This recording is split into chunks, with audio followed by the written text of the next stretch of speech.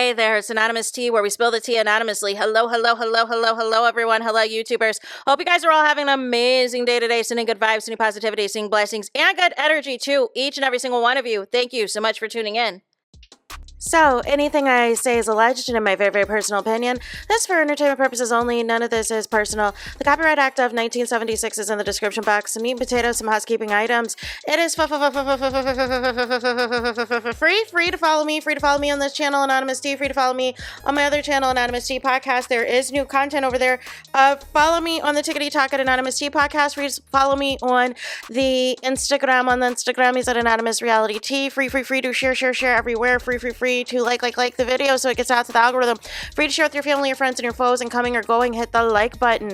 So in this video, hey y'all, I didn't even greet y'all. Hi y'all. So in this video, we are talking some trending topics, Housewives edition.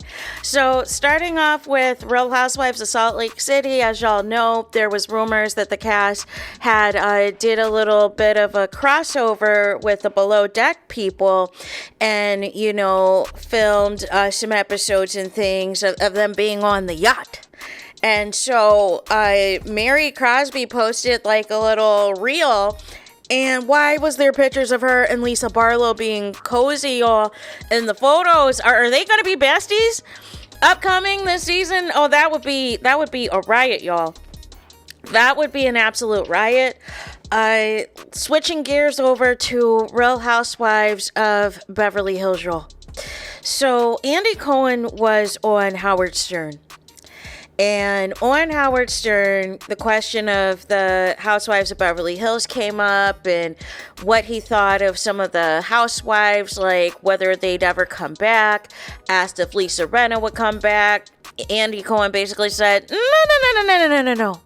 He thinks that Lisa Rinna doesn't want to come back, but he hasn't been paying attention. She very much wants to come back. If it was up to Bravo or the network, you know, and it was all good, she'd be back. But I believe Kathy Hilton said, as long as she's on the show, Lisa Rinna is never going to be back. Also, they talked about Brandi Glanville and whether or not if she would ever be back. It sounded like that's a no, that's a done deal. With all of what transpired with the Ultimate Girls Trip, like literally all of that, everything is shut down as far as we have not heard about another season of the Ultimate Girls Trip, and it's just unfortunate, y'all. But then Howard Stern asked Andy Cohen about Garcelle. And once again, Andy Cohen, whether it is on his radio show, Radio Andy, whether it is on this Howard Stern show, whether it is on Watch What Happens Live, whether it is on any interviews, he is letting y'all know Garcelle can come back at any time she wants. However, he did not have her back at the reunion. Like let's just call a thing. Let's just call it for what it was. He did not have her back. You know, let these people gaslight, because Howard Stern was commending Andy for, you know, the people gaslighting and acting out of order and getting all turned up at the reunion. No. It really, I didn't really feel like that. I felt like it was ganging up really on like one or two people the entire time. And one of those main people being Garcelle. And Garcelle said, forget this. I'm rich. I own 2 homes. I can go, you know, make my Lifetime movies, make my other movies. I got my A-list celebrity friends and everything else. I don't need this show right now. Y'all got to do better. So with that being said, that was essentially the highlights of that. So next thing that I want to get to is Real Housewives of Atlanta, because Kandi, she did a radio interview, and well, it was Escape. All of Escape, well, minus Latasha Scott, they're doing press. They're doing press because they've got some concerts coming up. And so the question was, is Kandi watching the show?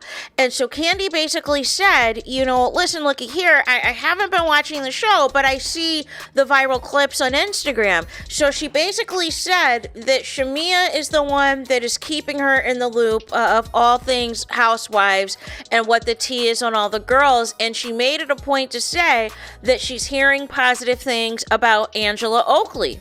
So did not mention any of the other newbies or anything else. So then also with that, Kandi said she threw a little dig. I don't know who this shade was supposed to be at, but threw a little dig that, you know, she still has a good relationship with NBC Universal, and she and Todd have a development deal with them, and they're going to be coming out with content and putting other people on. But then she said as well, y'all, she was like, listen, y'all wanted to throw shade at me not being back on Real Housewives of Atlanta. However, what y'all didn't know was I was already having these Broadway shows and these other deals in the works. And I was like, ooh, child, who is she shading? Who is she throwing shade? Now, I keep saying Kandi would be back if the money was right. Like that's what it sounded like to me. It always sounded like to me, Bravo didn't have the money to pay Kandi what she's been making. So nonetheless, Kandi's like, I can, you know, explore these other opportunities. It is what it felt like to me.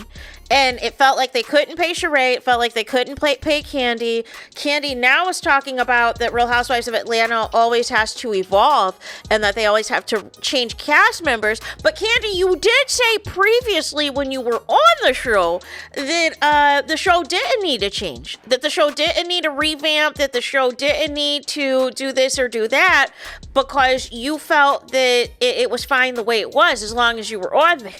So now it's like, okay, well, now I see, you know, things are evolving. Then they asked, do they think the show would be back for season 17? And, you know, Tiny in the background was like, oh, yeah, absolutely. And Kandi's kind of like, well, and she's like, yeah, you know, shows go through changes and you go through different people. And I was like, oh, what does that mean? What does that mean, Kandi? What does that mean? Are you not happy with things? Because I know, here's the thing. Let's keep it a buck. You're not happy with what went down with Kenya, and you're definitely not happy that Phaedra's back, right? So again, so I caught that, you know, but she said she's on to bigger and better things. So there's that. Also, I want to talk about Kandi's play that she's producer on, Othello. So the Tony nominations came out, y'all. And you know, Kandi has been in interviews talking about how she had been nominated for a Tony previously, but didn't win. And she really is aiming for this EGOT because she's already got a Grammy. And she, unfortunately, it sounds like Othello just got snubbed altogether as far as these Tony nominations. So she said the following. She said, well, y'all, Othello didn't get the Tony nomination. Of course, I'm disappointed, but I'm still beyond proud to be a part of this phenomenal production. Every time I watch our cast, I'm blown away and inspired. Hashtags Denzel Washington, but tags Jake Gyllenhaal. You're both delivering a masterclass in acting every single night. Truly unforgettable performances. Congratulations to all the nominees this year. Yeah, they said that George Clooney got a surprise nomination, that he wasn't even on the radar. Holly Weird is always weird. It says, congratulations to all the nominees this year. As for me, I'm already focused on what's next. I'm not giving up on the dream. Tell Me No by Whitney Houston, co-written by yours truly, with a winking emoji and a handwriting emoji, is on repeat right now, and it hits different today. To anyone chasing a dream, don't let a no stop your yes. The journey continues. For me, it's like, I feel like we all have goals and aspirations, right? And we all obviously want to be acknowledged. We want to get awards. We want to do this and we want to do that or whatever. And, you know, unfortunately, sometimes you don't get that recognition, right? You may get praise, but other people might get that award, right? Or other people might get that recognition. I don't know how many of y'all have jobs where they want to give y'all kudos or give y'all, you know, different rewards or something like that. And maybe sometimes you get it, but maybe it feels like other coworkers are getting it more than you, and you feel like you're busting your behind and everything else, and you're feeling a certain type of way, like, just always continue to keep pushing, y'all. Always to keep pushing. You know, for me, I just learned a long time ago, it's not always about the accolades and getting, you know, trophies or awards for everything. That if you know the work and the dedication you're putting in, and if you know that you are committed to several different jobs, several different career and goal aspirations, you know, there are going to be some things, unfortunately, that are going to take a back seat. You're not going to win everything and everything else. And I feel like, especially in the world of acting, I feel like the acting world is a little bit different from the music world. And it seems like, you know, with Broadway, and even, you know, when you see the Oscars and the SAG Awards and everything else, it seems like it's kind of a mix of politics, and at the same token as well, it seems like they have like certain people that they want to win. And I notice all the time, a lot of times for the Oscars especially, there'll be a lot of movies and things that are nominated that I've never heard of or I've never seen, that like they'll eat it up, they'll get all these votes for it. And the movie that might have grossed the most money or made the most popular, like how Othello is making $3 million a week, got completely snubbed. But that is how I know how Hollywood moves a little bit different in terms of the acting role, right? Sometimes, you know, the right people will get nominated and get acknowledged and win those awards.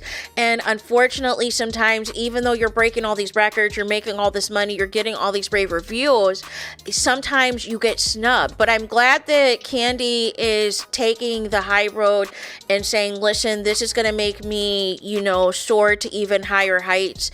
And this is going to make me grind harder. This is going to make me, you know, whatever else I got on my vision board that I want to achieve, I'm going to go even harder in the paint for it, and everything else. And maybe whatever that next opportunity is, maybe that next opportunity is going to be the one that gets another Tony nomination. I mean, we never know, y'all. We never know ultimately what is going to happen, but I would think with all the positive press that Kandi's received about Othello, that hopefully that's opened up more networking opportunities for her to continue on the path, if that's what she wants to do. If she wants to produce more Broadway plays or wants to do more in TV and film, now she has that space to do that. So there's that. Let me know what you guys think about this in the comments. Please do not forget to like, comment, and subscribe. Hit the notification bell so you're notified the moment I post new content on my channel. And with that being said, I'll talk to you guys again very soon.